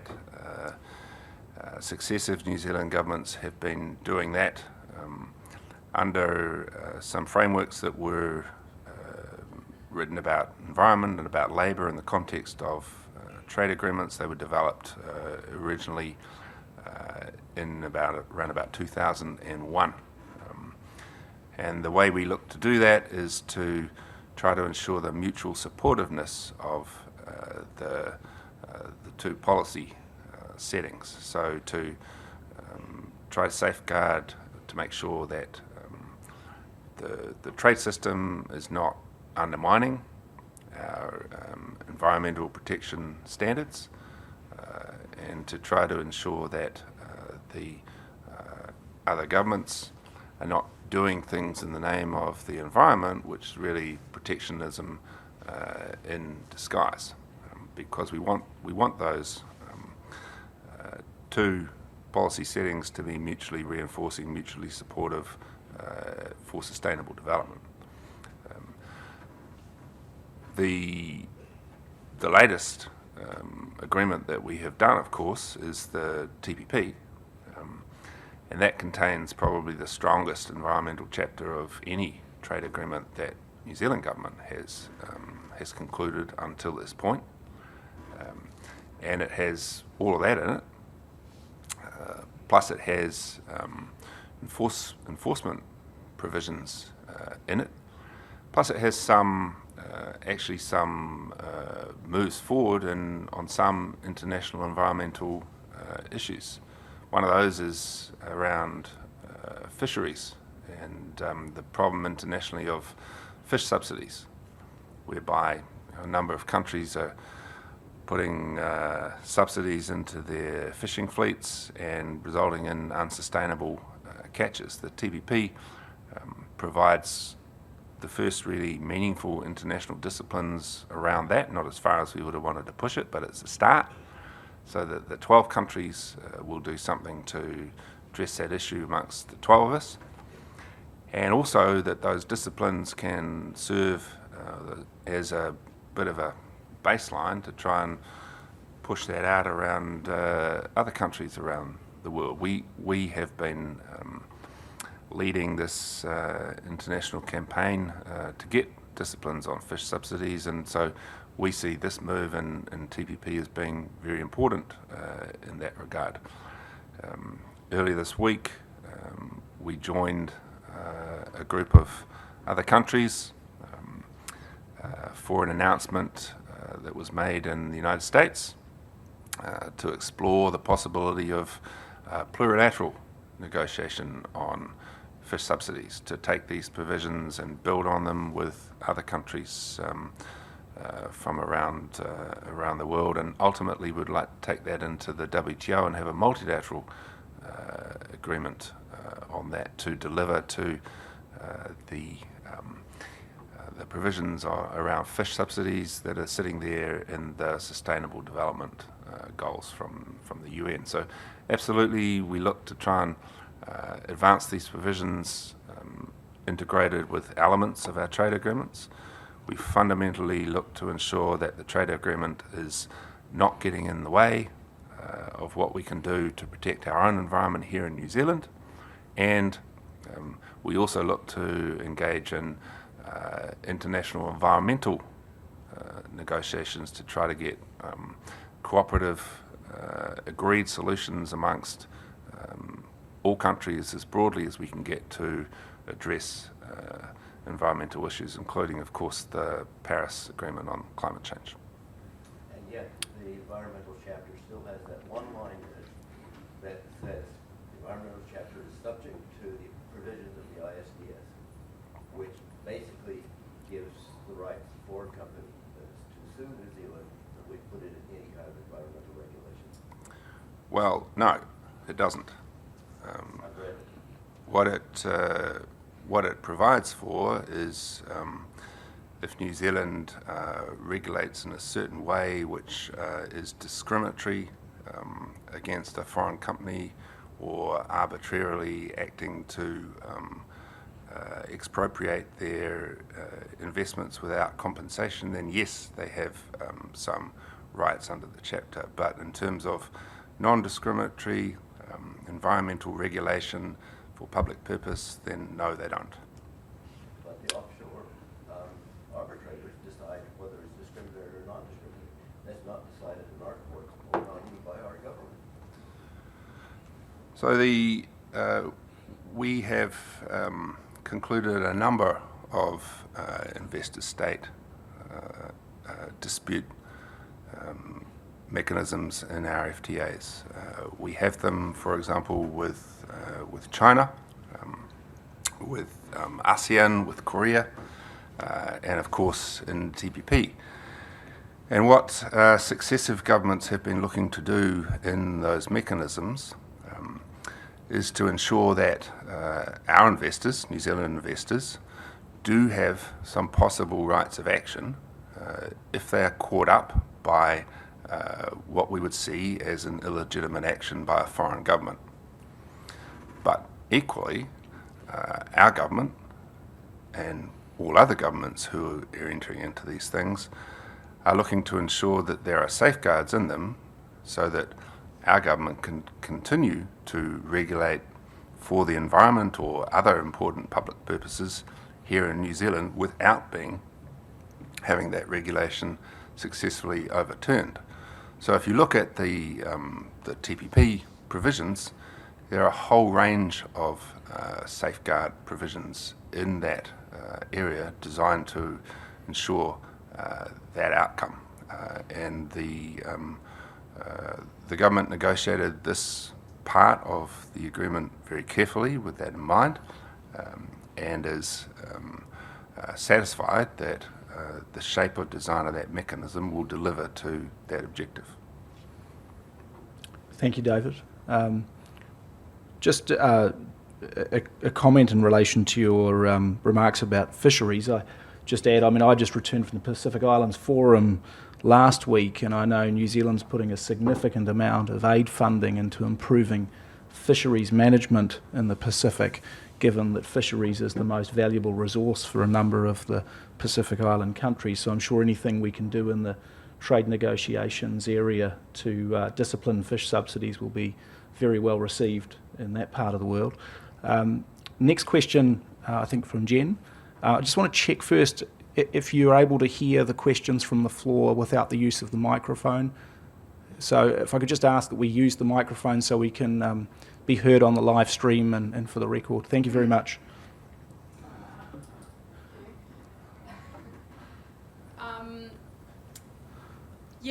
So the Minister talked about this idea of trade being good for New Zealand, but of perhaps individuals or communities not really knowing or recognising whether trade was good for themselves. And yet that history of the last 20 years of free trade agreements was really interesting, and it probably, I have no doubt has raised GDP, but in the same time it hasn't necessarily improved the living standards of New Zealanders. So I was going to say that, trade, with all due respect to everybody in the room, is mind-numbingly dull. And I know that from having tried to raise people's awareness about it. And so what a lot of people are seeing in New Zealand at the moment is all these fish hooks that they perceive, rightly or wrongly, about the TPP. That's one of the things that's kind of come most to the attention of New Zealanders about trade lately. Now, this process here doesn't feel like consultation or engagement.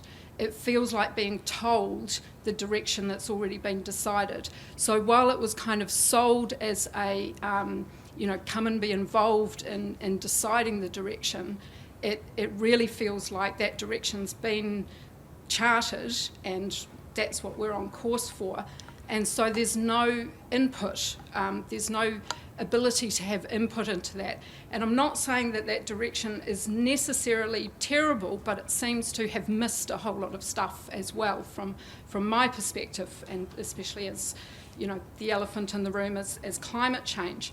I was talking to Ruben before about the next 20 or 30 years are going to be completely different from the last 20 or 30, and we still seem to be charting our course, thinking that things are going to stay the same. And I think that our New Zealand's industries that it's trading on now are not going to be the ones that we're going to need to be trading on in 30 years' time. So what I was going to say was that this kind of engagement, and the Minister said, he advertised on, was speaking on the radio and various things. We were saying that it wasn't terribly well advertised, that we didn't know about it other than by having inroads into this already. And so if you want to engage New Zealanders in a sense of ownership about trade being good for them, you need to be engaging them in different ways, from places like this where if you're not in a suit you feel really out of place, like an elephant out of the forest, or if you're not able to speak in ways that most of the people in the room do, you feel like you can't speak. And so in order to engage most of New Zealand, I think you need to be thinking of different ways of doing that.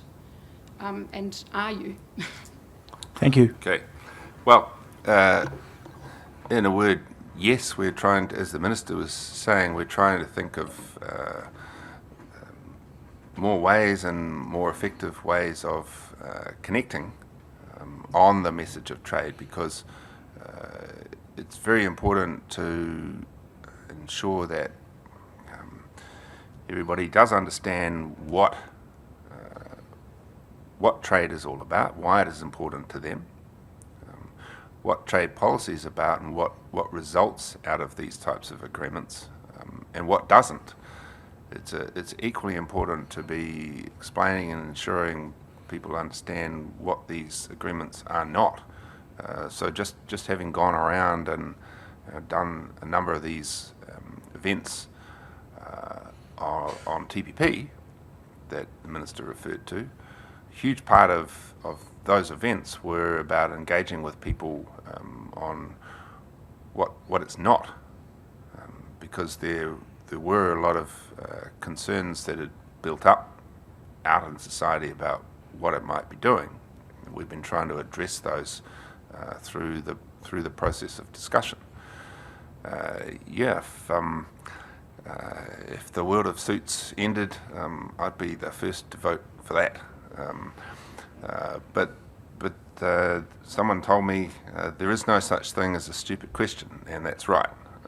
There are stupid answers, but there's no such thing as a stupid question. So we've been trying through this process to sit and answer any questions that people have, and also to hear concerns that we do take into account in how we design these things up. And absolutely agree with you about the significance of climate change and addressing climate change in the coming years.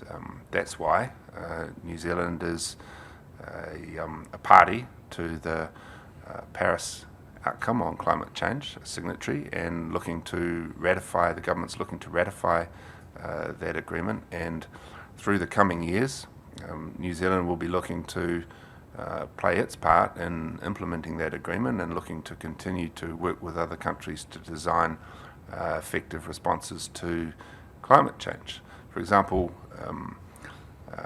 one of the big areas of emissions is the whole area of agriculture. Now, at the end of the day, people have to eat.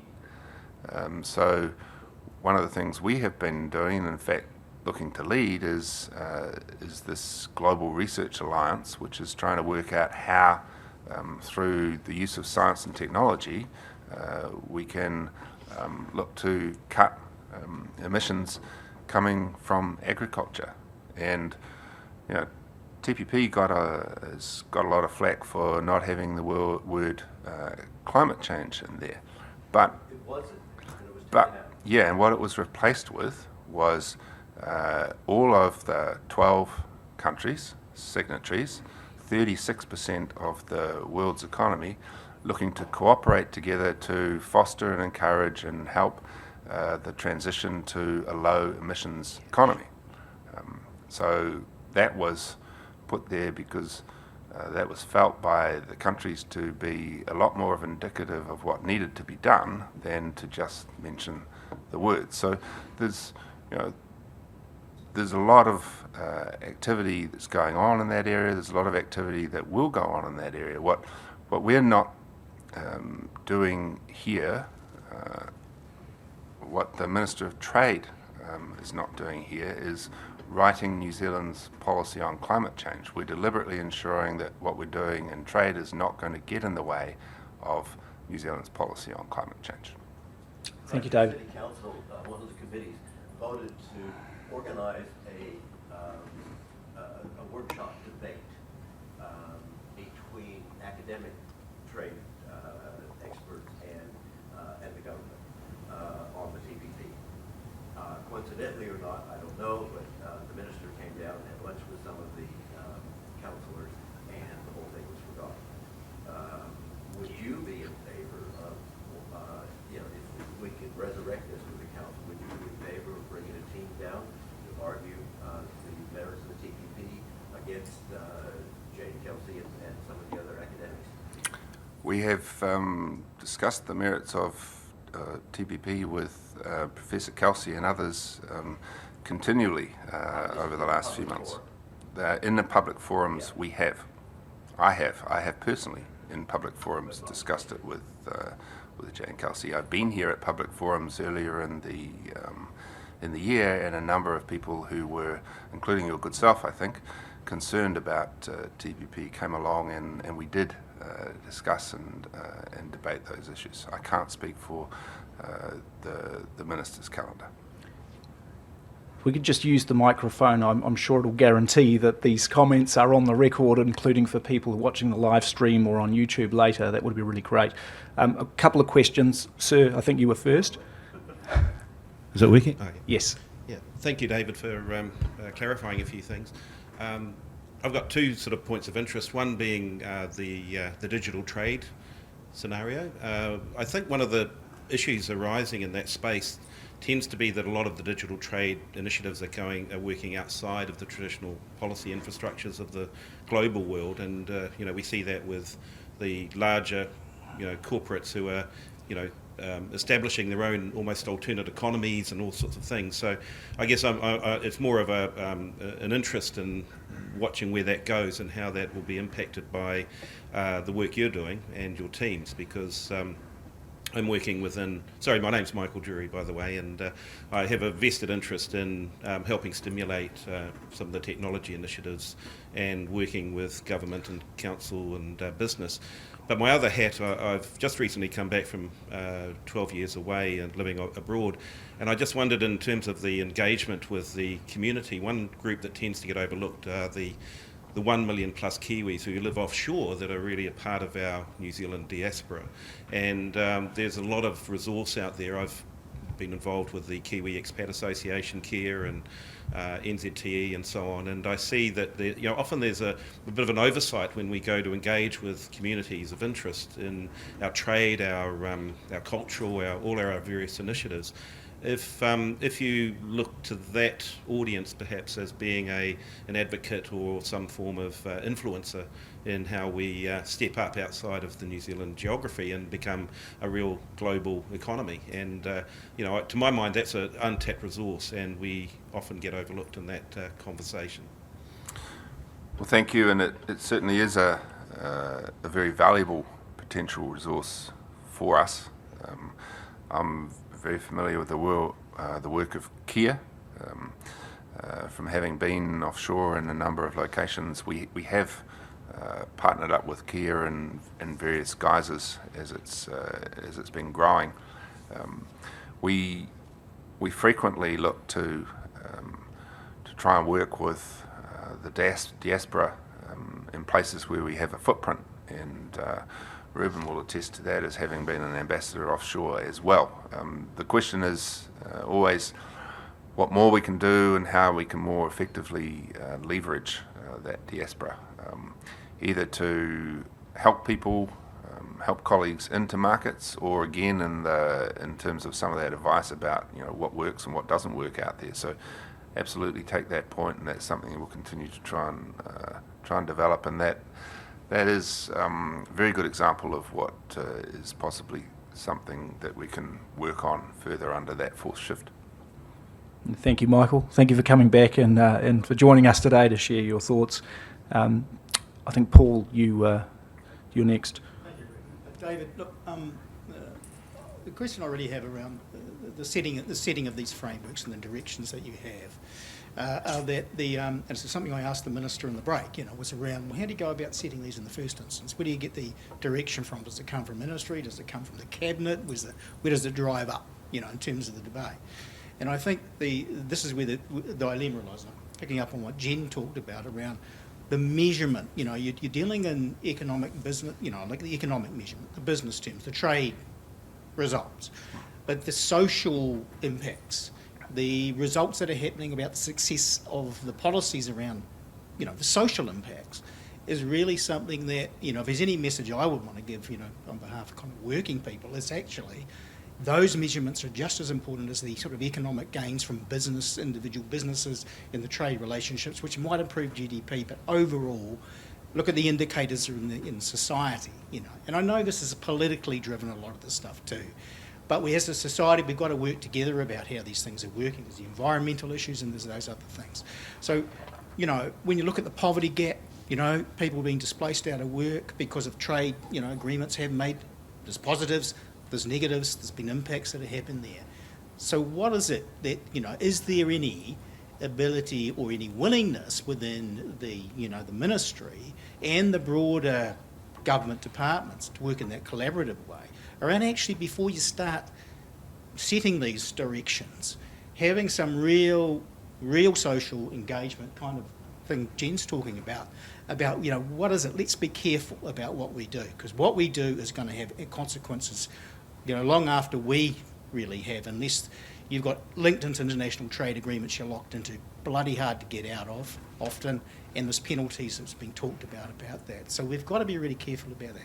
So what are the indicators that really, you know, are the priorities really, apart from what you sort of briefly touched on, but, you know, is there deeper stuff going on around saying, well, you know, things aren't so great in New Zealand and we've got to be careful about this? And is there proper analysis around those indicators being looked at, you know, up front, and saying, before we jump in this, let's have a good debate about those things? Well, you're absolutely right that there's a whole range of government domestic policies that governments need to engage in, and some of them may be related to a trade agreement, but most of them are related just to ongoing domestic economic management, social policy, and various other streams of domestic policy. And any government is going to continue to do that, to continue to grow the New Zealand economy and try and ensure that the New Zealand economy is delivering for all New Zealanders. Trade is a very important part of that, and you know, we've talked about some of the elements of why that is important here, not only in terms of the jobs created through the export industries and ensuring that they get the opportunity to have a fair go internationally, but also the improvements to New Zealanders' effective prosperity through their standard of living that derives from imports. As you know, in a different world, many years ago, New Zealand had a rather different policy in terms of how it engaged with the world, and a lot of make here, import substitution policies, which resulted in a certain amount of employment in those industries, but which also imposed a lot of cost on the rest of society. Big example being the motor vehicle assembly industry. Ultimately, in that instance, those demonstrable costs turned out to be too much for the rest of society to continue carrying, so we changed that ourselves under our unilateral reform, and the outcome is that consumers of motor vehicles have a lot more effective enjoyment of that for their daily lives and for inputs into other productive areas of business. Now, that's just one thing of where a particular set of circumstances arose. Now, in terms of what we're doing in these trade agreements, as successive governments have put them together, we look at the outset of them to engage, as the Minister said.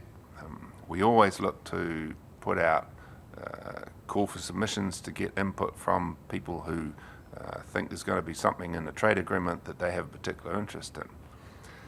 And that's from businesses who have an identified export interest, but it also comes in from businesses and other groups who are concerned, focused on the domestic economy, therefore concerned about the impacts of further increasing our exposure to trade, and we get input from both. And the government of the day will look to balance that up in terms of a negotiating agenda we'll look to carry to the table. And where we've got import-sensitive industries, and you mentioned earlier on the TCF industry, and we still have tariffs on a range of TCF products. The way we look to deal with that in a negotiation is to get phased time for the elimination of those tariffs. Rather than doing it all on the shock of day one, we look to phase it out over time, and that's been the traditional approach that we've taken under nearly all of those trade agreements that have been done where there's been significant concern about import exposure. Also, where there have been social concerns about social issues, health, for example. TPP is a very good example of that. A lot of public concern expressed about what might be the impacts on the New Zealand health system from TPP.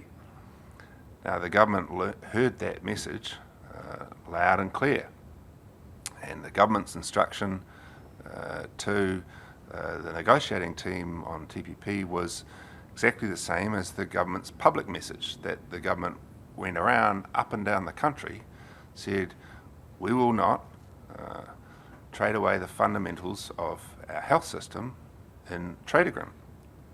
That was what they said publicly, because it was a very widespread public concern, and that was the instruction they gave us at the negotiating table.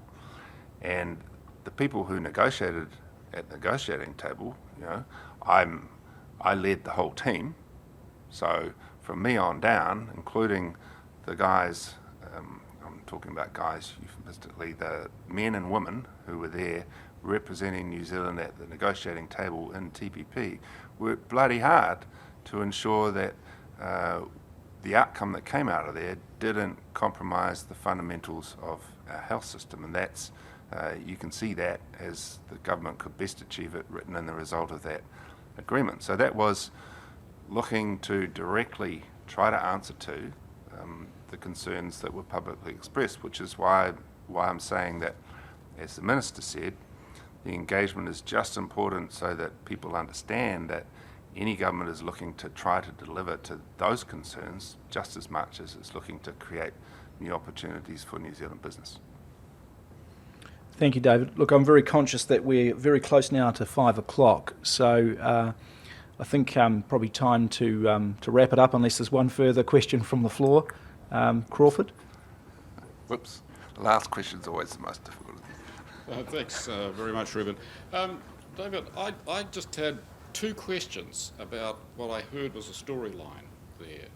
I mean, I took away, maybe I wasn't listening correctly, but I took away a storyline from, I think it was the first item of your refresh, which is kind of, we're not going to be doing so many of these trade negotiations anymore, these market access regional trade agreements. We're going to be going a bit light on those compared to other things.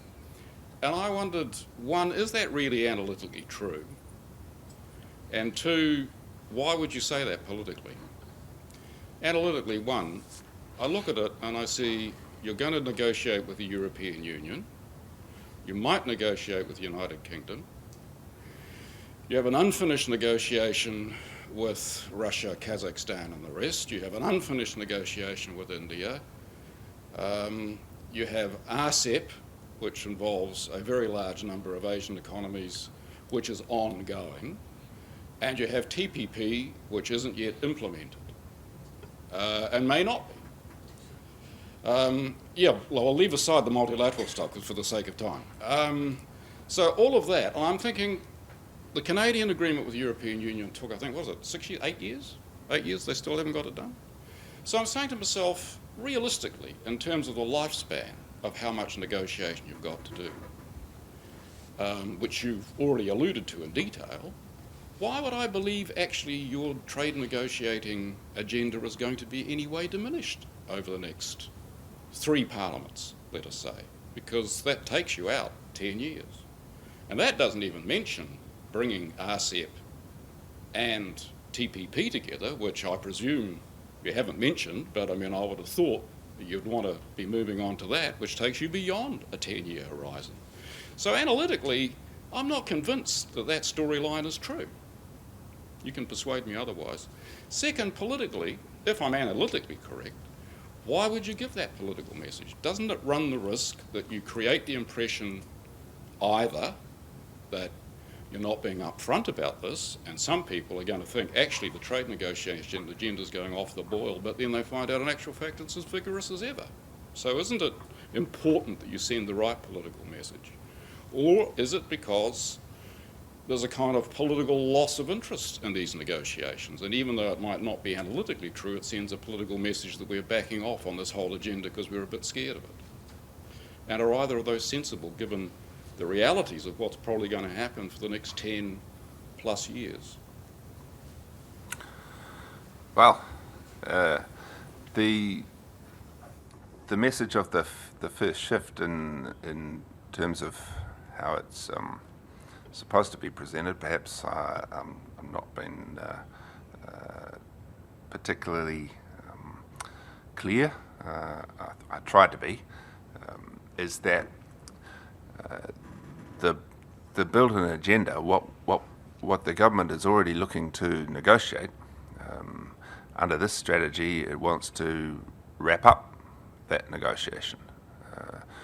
Probably I would be a little bit more optimistic in terms of how long it might take to get that all done, at least in respect of some of the main missing pieces of the architecture than you're positing there in terms of 3 parliaments or more.